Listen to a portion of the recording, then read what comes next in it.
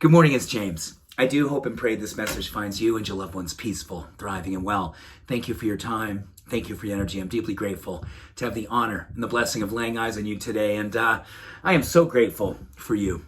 I'm so grateful for this community and the opportunity to connect in ways that we do each and every day around what it means for us to look at our self-care, our self-love, our self-acceptance, the deep spiritual work as our primary form of social activism. There's no question that the way that we take care of ourselves, the way we honor what's in our heart, it absolutely has a dramatic impact on those around us.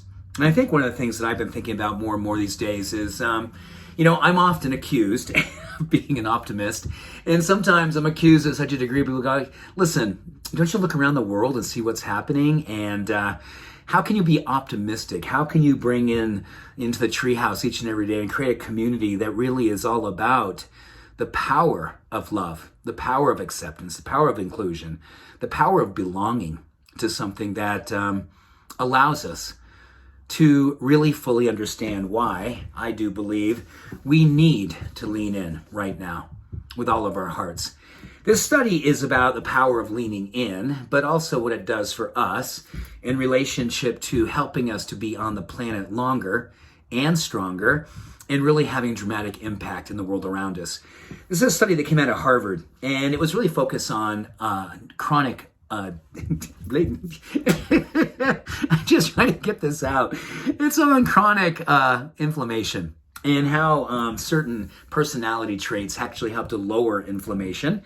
And this particular personality trait is something I know that you and I bring to our life when we can. And when we can't, we're probably looking for ways that we can. It's about optimism, about faith, about believing in something greater than ourselves, and at the same time believing in ourselves that we can affect change in a positive, loving way. So Harvard looked at those who carry the most optimism and its relationship to decreasing systemic inflammation.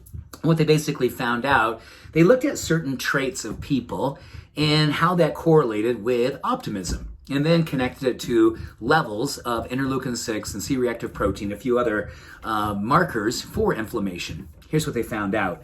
Those who had the highest levels of optimism were 30% less likely risk of dying from the 5 major causes of death. So they dropped their risk for dying from the 5 major causes of death by over 30% when it was correlated with how much optimism they had. And the study went on, it was really interesting. They found that there are 3 things that really help to buoy up optimism. And I'm going to take you through these right now because these are things that literally, if we're not already doing these, we can start on these today. And this has helped to augment our optimism, our faith, our belief in common humanity, and our belief in the spirit that we all have here to bring in our own wonderful way. And interesting, there's 3 things that they talked about: a gratitude journal, having a growth mindset versus being perfectionistic. They talked about the distinction between when people are more focused on not doing something wrong, it actually makes us more pessimistic. If we go into each and every day about being in a place of growth, being a student, seeing all the different challenges that come our way as opportunities to learn and to evolve, that also affected optimism. And interesting enough, too, at the end of the workday, they said, do some daily done wells. We've talked about this before in relationship to self-recognition and the power that that has. So just writing down 2, 3, 4 things that we did that well that day, different than gratitude, but really about things that we accomplished, and jotting them down, taking notice. And interesting how they talk about this. Give yourself permission to set an intention each and every day to go out into the world and carry yourself with generosity and kindness. First starting with yourself, and then if you can bring that into all relationships, every person that you lay eyes on, even when it's hard, and I know it's hard sometimes, but even when it's hard, generosity, kindness, going forth with that, its connection to fighting inflammation, its connection to lower our risk from the 5 major causes of death by over 30%.